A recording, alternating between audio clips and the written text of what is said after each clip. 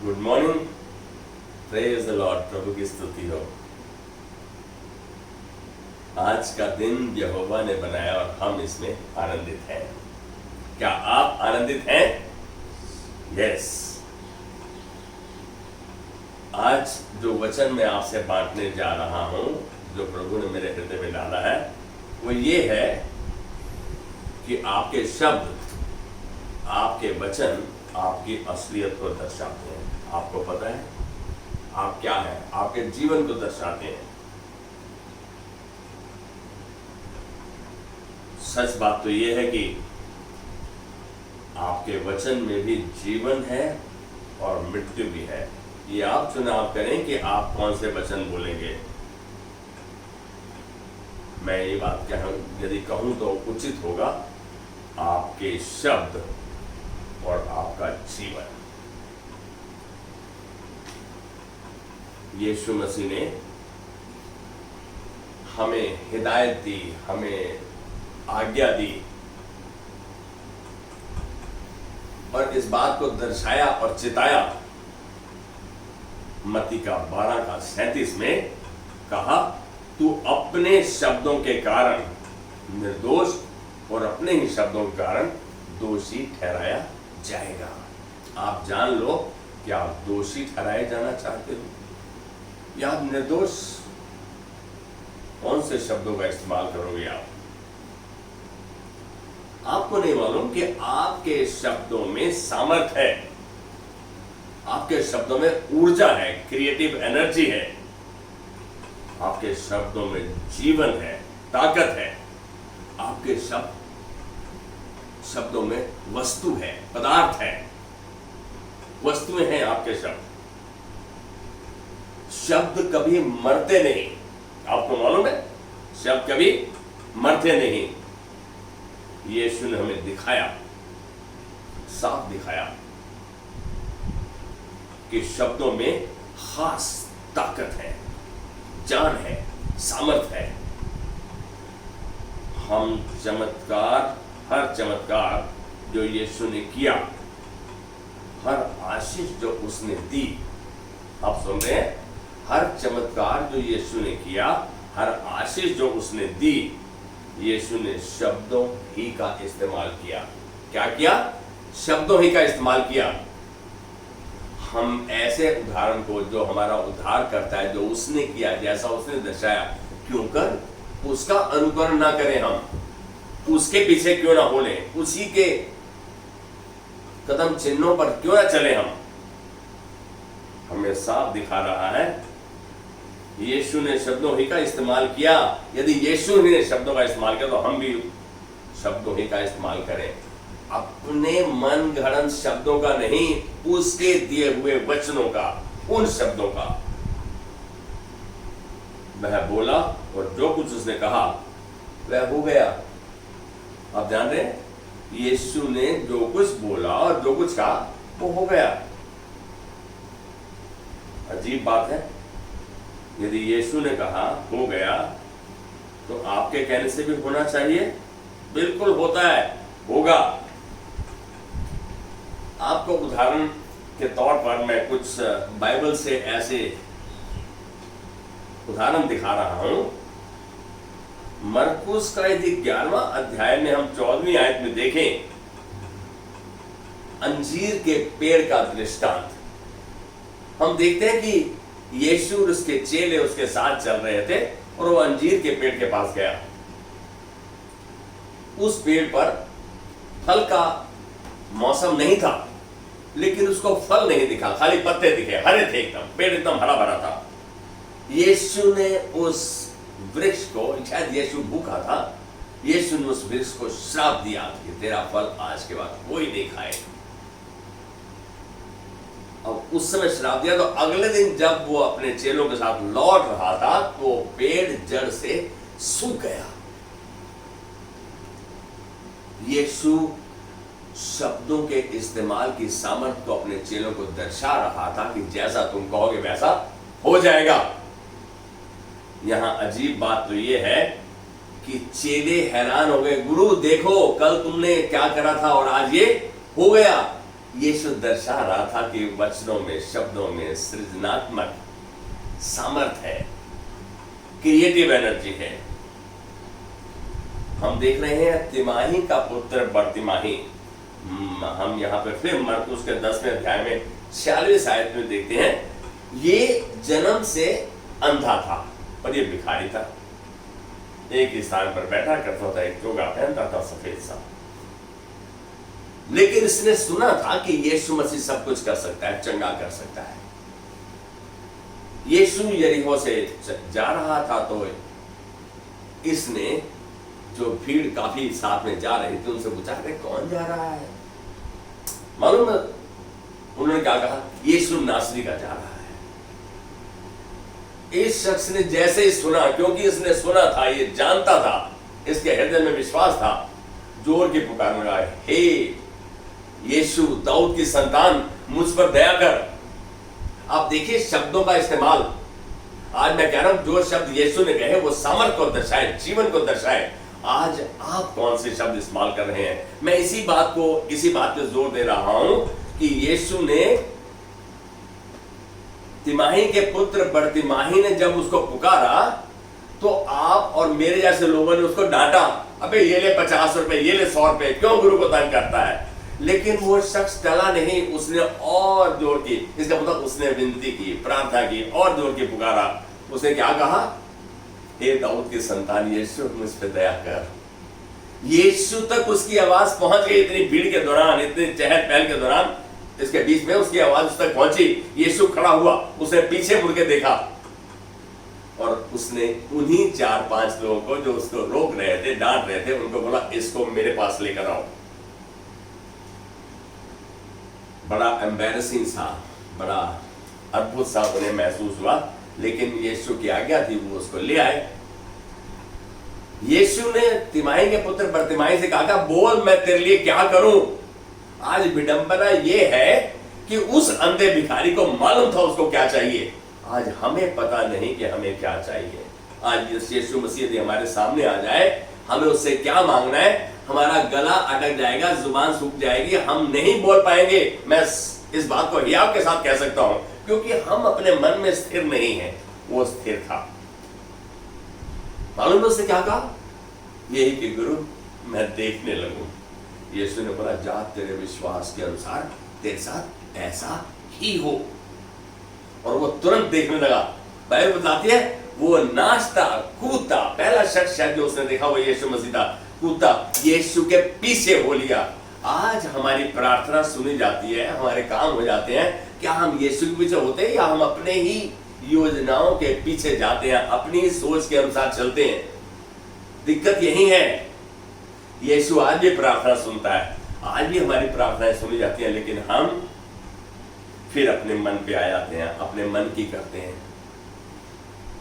मैं एक और आपको दिखाऊंगा, एक और किस्सा नहीं, दृष्टांत, जहां लाजर को जलाया गया। यूहन्ना के 11वें अध्याय में हम यदि 43 आयत में देखें लाजर को जिंदा करने की आयत को, यहां तो ये परिस्थिति अलग थी। परिस्थिति अलग थी। लाजर मर चुका था, लाजर को गाड़े हुए 3 दिन हो गए थे, और लाजर की बहने, यीशु मसीह आया। यहां देख रहे हैं कि इस कहानी को मैं बार बार नहीं सुनाऊं, लेकिन सुनाना जरूरी है कि यीशु के शब्दों में सामर्थ थी, आपके शब्दों में भी सामर्थ है। हम उनको वचन के साथ संतुलन मिलाते हुए इस्तेमाल करें। यहां हमने देखा कि यीशु मसीह ने लाजर की कब्र में जाकर पत्थर को लुढ़कवाया, और वहां उसने मार्था के अविश्वास के शब्दों को भी सुना। तो मार्था ने थोड़ी देर पहले कहा था, जो तू पिता से मांगे वो तेरे को देता, लेकिन यहां मार्था कह रही है, अभी तो उसकी लाश बदबू मारती होगी। तो यहां यीशु के वचन थे कि हे मार्था, क्या मैंने तुझको न कहा था, यदि विश्वास करेगी तो परमेश्वर की महिमा को देखेगी। हमको बार बार वचन याद दिलाता है, चिताता है, सिखाता है। हम भटक जाते हैं संसारिक परिस्थितियों, संसारिक रीति रिवाजों में, संसारिक चलन के अनुसार भटक जाते हैं हम, लेकिन यीशु ने उसे याद दिला। फिर यीशु ने प्रार्थना की, क्या कहा? हे पिता, तू मेरी प्रार्थना सुन चुका है, हमेशा मेरी आज भी तूने मेरी प्रार्थना सुन लिया है। उसने लाजर को, जो कि कब्र में गले हुए चौथे दिन में आ गया था। क्या कहा? लाजर बाहर निकल। और लाजर कब्र से कफन के कपड़ों के साथ बाहर निकल आया। आप देख रहे हैं शब्दों में कितनी सामर्थ्य है। अरे हमको ये बात समझ में क्यों नहीं आ रही? यीशु के वचनों में सामर्थ्य है तो आपके वचन में भी सामर्थ्य है। यहां देख रहे हैं कि कोढ़ी को शुद्ध करने को यदि हम देख लें मत्ती के 8वें अध्याय में, तो कोढ़ी यीशु के पास आ गया, यदि तू चाहता है हमें शुद्ध कर तो शुद्ध कर। यीशु इच्छुक है, यदि तू इच्छुक है। यीशु ने उन्हें छुआ और कहा जाओ और अपने याजक को दिखाओ। 10 में से कितने कोढ़ी वापस आए? एक। मैं यहां कह रहा हूं कि यीशु ने कहा, यीशु ने उनको छुआ, कहा और वो चंगे हो गए। आज वही सृजनात्मक सामर्थ आपके और मेरे शब्दों में है, क्योंकि हम यीशु पे विश्वास करते हैं, यीशु के वचन को जानते हैं, यीशु के वचन को ग्रहण किया हमने। फिर ये कार्य हम, क्योंकि हम विश्वास के अनुसार नहीं चलते, विश्वास से उस शब्द को नहीं बोलते, शक को साथ साथ पाले रखते हैं। अजीब बात है, यीशु ने तो हमें दिखा दिया और कहा कि सारी सृष्टि में, सारे ब्रह्मांड में शब्दों से ज्यादा सामर्थ्य चीज कोई नहीं है। There is nothing more powerful than the words you speak in this universe. मैं एक बात कह दूं तो अच्छा लगेगा, जैसा कहोगे वैसा हो जाएगा। मत्ती का 12:36 में यीशु ने चिताया, याद दिलाया कि खाली अक्रिय शब्द हम नहीं बोले, खाली शब्द नहीं बोले। हम कितनी बार फालतू में बोल जाते हैं। फालतू बोलने से अच्छा है ना बोलना, थोड़ा इंतजार करना, प्रभु की बात जोना, प्रभु से सुनने की आशा करना। इसीलिए तो यूहन्ना 6:63 में यीशु ने बहुत बड़ी बात कही कि जो शब्द मैं तुमसे कहता हूं, जो बातें मैं तुमसे कहता हूं और जो मैंने तुमसे कहे हैं, वे आत्मा है और जीवन भी है। परमेश्वर का शब्द आत्मा है, जीवन भी है, यदि हम उसको अपने अंदर लेते हैं। दाऊद ने इस बात का प्रदर्शन किया कि तेरे वचन को मैंने अपने हृदय में संजो लिया है, मैं तेरे विरुद्ध पाप न करूं। जो अंदर जाएगा वही बाहर आएगा। मेरी समझ में ये बात आ जानी चाहिए। मैं समझता हूं कि आपके शब्द सामर्थ्य है, पावरफुल है, खास है, स्पेशल है, यूनिक है। जब यीशु ने 6:63 में कहा कि जो बातें मैंने तुमसे कही हैं, जो वचन मैं तुमसे कहता हूं, वो आत्मा है और वो जीवन भी है। हम जितना हो सके वचनों ही का इस्तेमाल करें। क्या करें? वचन कौन से? प्रभु के वचन का ही इस्तेमाल करें। जानो आपके शब्दों के साथ भी ऐसा ही है। आपके शब्दों के साथ भी बिल्कुल ऐसा है। वे भी अनंत है, मरने के बाद भी शब्द जिंदा रहते हैं। क्या इस बात को हम जानते हैं? मरने के बाद भी क्या हम अपने बुजुर्गों को याद करते हैं? वो ऐसा कहते थे, क्या उनके शब्द मर गए? वो तो मर गए, वो तो चले गए, उनको तो गाड़ दिया, उनको दफना दिया, जला दिया। लेकिन आज भी हम उनके शब्दों को याद करते हैं, तो शब्द जिंदा रहते हैं, मरते नहीं। हम जिन्हें याद करते हैं और जो बोलते हैं। रोमियो 10:9 को यदि हम देखें और पढ़ें, जिसमें उद्धार के बारे में लिखा है, इसमें हम शब्दों की सामर्थ्य को देखते हैं।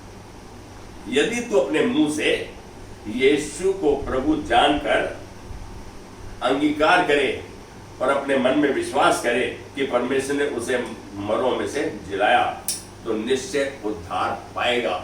यदि तू यीशु मसीह को उद्धार करता जानकर अपने मुंह से अंगीकार करे, हृदय से विश्वास करे, ये काम किसका है? हमारा। प्रभु के वचन को ग्रहण करना, उसके वचन को समझना, उसके वचन को मानना, उसके वचन पर चलना, ये हमारा कर्तव्य है। इस बात की पुष्टि, ये तो नए नियम से मैं आपको बता रहा हूं। पुराने नियम में यदि हम सब उपदेशक में देखें, 12 का 13 में, आखिरी अध्याय के 13वीं आयत में सब कुछ सुना गया। अंत की बात यह है, परमेश्वर का भय मान और उसके आज्ञाओं का पालन कर, उसके वचनों का पालन कर। मनुष्य का संपूर्ण कर्तव्य यही है। ये बात परमेश्वर के वचन में पाई जाती है। आप ही निर्धारित करते हैं कि आप स्वर्ग में जाएंगे या नरक में जाएंगे, यह आपके शब्दों पर निर्भर करता है। एक मनुष्य स्वर्ग में जाएगा या नरक में केवल उसके शब्दों के आधार पर ही जाएगा। अगर वह उन शब्दों को बोलता है जो परमेश्वर ने कहा कि वो बोले, तो सच में वो स्वर्ग में जाएगा। अगर वो अपने ही अक्रिय शब्दों को बोलता है तो वो निश्चय नष्ट हो जाएगा। यहां साफ दिख रहा है, किंतु अगर वह नहीं करता तो नष्ट हो जाएगा। यूहन्ना 3:18 में इसकी पुष्टि की गई है। आप समझ रहे हैं कितना साधारण है, हाउ सिंपल इट इज। हम देख रहे हैं जो नया जन्मा है, जो प्रभु में नया पैदा होता है, जो उस पर विश्वास करता है, उसके लिए बेशुमार अनंत आशीषें हैं।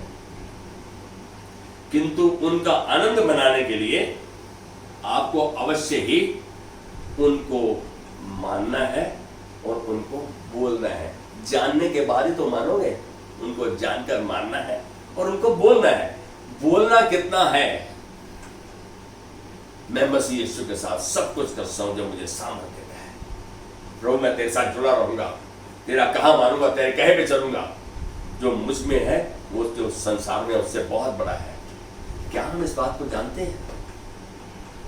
इस बात का पोषण हम यदि देखें, पहला पत्रस 3:10, हर व्यक्ति जो जीवन का आनंद मनाना चाहता है, हम में से कोई ऐसा नहीं है जो जीवन का आनंद न मनाना चाहे। हम में से हर एक व्यक्ति जो जीवन का आनंद मनाना चाहता है और अच्छे दिनों को देखना चाहता है, और प्रभु के कह रहे हैं उसे प्रभु के वचन और शब्दों ही का इस्तेमाल करना चाहिए। प्रभु के शब्दों का, वचनों का ही इस्तेमाल करना चाहिए। आज जीवन में जहां आप हैं, आज जीवन में जहां आप हैं, यह उसका प्रतिबिंब है, रिफ्लेक्शन है, उसका रिजल्ट है। उन्हीं शब्दों का फल है जो आपने अपने जीवन के बारे में, अपने बारे में कहे थे। इट मीन्स आज जो है, जो कल तक आपने कहा, आज वो है आप। आप अपने कल को निर्धारित करते हैं आज प्रभु के उन वचनों को बोलकर, अपने बारे में, परिस्थिति के बारे में, अपने परिवार के बारे में। कितने सामर्थ्य है शब्द, आपके जीवन को दर्शाते हैं। कितने लोग हैं जो गाली गलौज आप शब्दों का इस्तेमाल करते हैं, शायद परिवार में सब जानते हैं क्या हाल होता है उनका। हम इस बात को देख रहे हैं। मैं कहूंगा उन शब्दों को बोलिए, उन शब्दों को बोलिए जो कि महिमा, सत्यनिष्ठा, शांति, स्वास्थ्य, धन और आनंद के उस जीवन के साथ मेल खाते हैं। इसका मतलब उन शब्दों को बोले जो इन परिस्थितियों के साथ मेल खाते हैं। यदि हम इसको देखना चाहते हैं तो हम फिलिपियों 4:8 पढ़ेंगे। कोई पढ़े फिलिपियों 4:8। इसलिए हे भाइयों, जो जो बातें सत्य हैं और जो जो बातें आदरणीय हैं और जो जो बातें उचित हैं और जो जो बातें पवित्र हैं और जो जो बातें सुहावनी हैं और जो जो बातें मन भावनी हैं, अर्थात जो भी सद्गुण और प्रशंसा की बातें हैं, उन पर ध्यान लगाया करो। उन पर, इन बातों पर ध्यान लगाओ, इन बातों का इस्तेमाल करो, इन वचनों को बोलो। कभी ऐसा महसूस किया कि आपसे मिलने के बाद दूसरे बंदे को कैसा महसूस हो? आपको बहुत अच्छा लगता है, उसके रिएक्शन से सब पता लग जाता है कि उसको कैसा महसूस हुआ। मैं जिससे मिला उसको कैसा महसूस हुआ।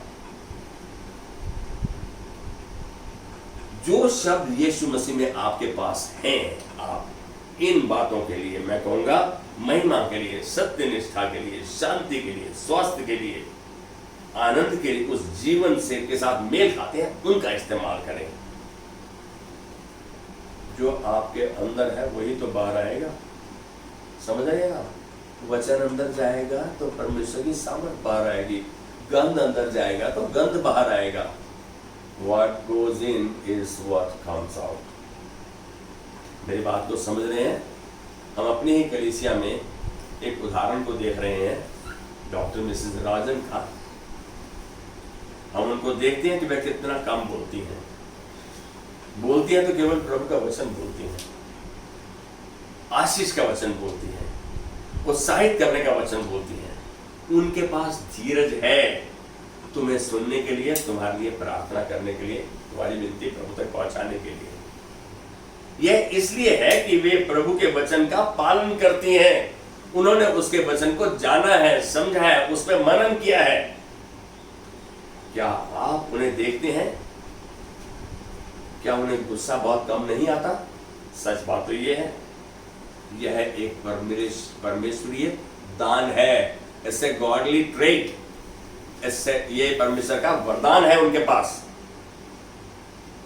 सच्चाई यह भी है, अब मैं जो बात आपसे बांटने जा रहा हूं, सच्चाई यह भी है, दूसरों के साथ अच्छा होना, धैर्य रखना, नम्र होना आसान है। दूसरों के साथ धैर्य रखना, नम्र होना आसान है, क्योंकि आप उनके साथ 24 घंटे नहीं रहते, हर समय उनके साथ नहीं रहते। लेकिन जब आप अपने बच्चों के साथ, अपने माता पिता के साथ हैं, उनके साथ हैं, तो आप थोड़े अलग दिखते हैं। बिल्कुल सच बात है, क्योंकि हम एक दूसरे को नजदीक से जानते हैं और नजदीकीपन में कमियां पेशियां दिखने लगती हैं। Familiarity breeds contempt. आज हमें किसके नजदीक रहना है? हमें प्रभु के वचन के नजदीक रहना है, चाहे वो हमारे बच्चे हो, चाहे वो माता पिता हो। हमारे मुख से निकले तो प्रभु का वचन निकले, और प्रभु के वचन में सामर्थ्य है उद्धार तक के लिए। प्रभु का वचन सब कुछ कर सकता है। यीशु ने अपने वचन के द्वारा जीवन और मृत्यु को दर्शाया, मुर्दों को जिंदा किया, और जो पेड़ को, अंजीर के पेड़ को श्राप दिया, वो एक ही दिन में सूख गया। सच जान तो ये प्रार्थना का विषय है कि प्रभु ये कमी मुझमें है। हम सब इस बात को अंगीकार करें, महसूस करें, इस बात को जाने कि प्रभु सच में मुझे इसकी आवश्यकता है। और आज हम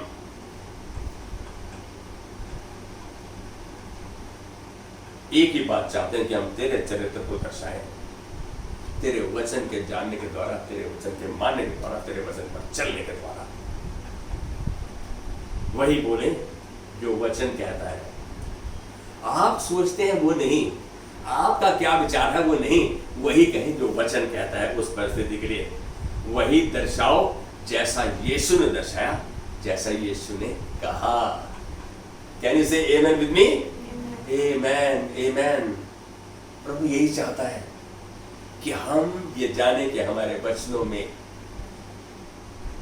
सामर्थ है, खास सामर्थ है, और हम उसका इस्तेमाल उसकी महिमा के लिए करें, इस संसार में आनंद, शांति और भरपूरी को मनाने के लिए।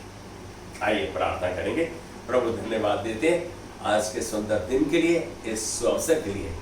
प्रभु हमने जान लिया है कि वचनों में कितनी सामर्थ है, अलौकिक सामर्थ, प्राकृतिक सामर्थ, शारीरिक सामर्थ, आर्थिक सामर्थ। प्रभु आज हम एक बात जाने हैं कि यदि तेरे वचनों में सामर्थ दर्शाई गई, तो आज यही दान को हम अपनी विनती के द्वारा प्रभु ग्रहण करते हैं। धन्यवाद के साथ तूने कहा तुम्हारे विनती, निवेदन, प्रार्थना धन्यवाद के द्वारा परमेश्वर के सम्मुख उपस्थित किए जाए, तब वो शांति जो सारी समझ से परे है वो तुम्हारे हृदय और तुम्हारे विचारों में मसीह यीशु में सुरक्षित रखेगा। प्रभु ने कहा तुम उसको पुकारो, मैं तुम्हारी सुनूंगा। आज धन्यवाद देते हैं प्रभु, तूने इस विनती को इस परिवार के लिए सुना है, और इन परिवारों के हृदय में प्रभु अपने वचन को उंडेल दिया है। हम प्रभु तेरे वचन का सेवन, तेरे वचन पर मनन, तेरे वचन पर चलन करने का वादा करते हैं। ऐसा करते हुए हम इस बात को याद से कहते हैं, हम तेरी महिमा में चलेंगे और तेरी महिमा को देखेंगे, यीशु मसीह के नाम में। Amen, amen. God bless you. Have a wonderful day, wonderful week. Thank you.